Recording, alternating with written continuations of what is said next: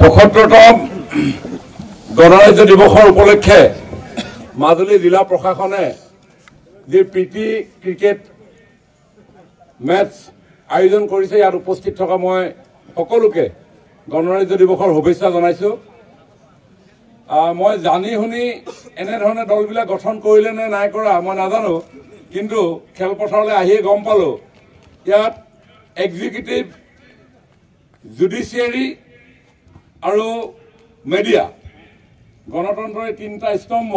আৰু মোক উদ্বোধন কৰিবলৈ দিয়াৰ লগে লগে চাৰিটা হৈ গ'ল। ইয়াত লেজিসলেচাৰ, জুডিচিয়াৰী, এক্সিকিউটিভ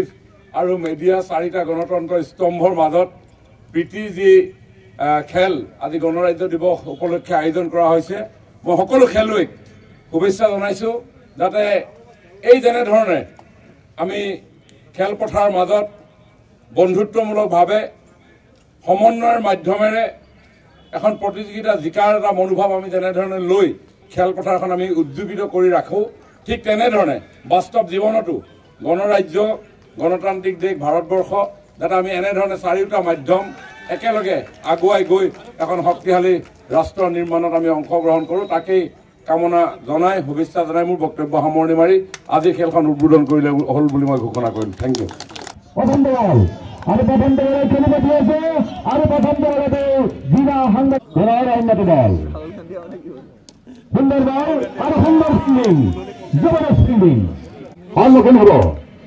আৰু বলটো খেলিব বিচাৰিছিল কিন্তু বেট আৰু বলৰ কোনো স্পৰ্শ নহ'ল আৰু কোনো আগে গেম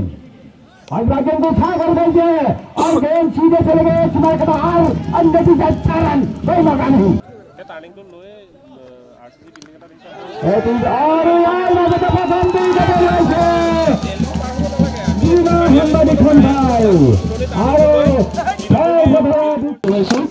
সেনাকে পরবর্তী পুরস্কার প্রদান করবে যাবে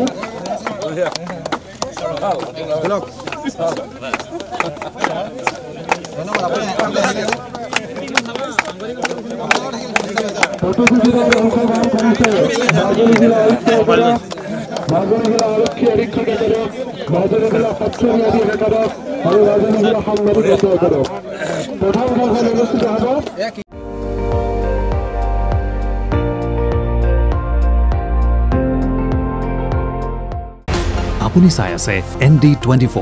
সৰ্বশ্ৰেষ্ঠ নহয় সৰ্বোত্তমৰ দৌৰ।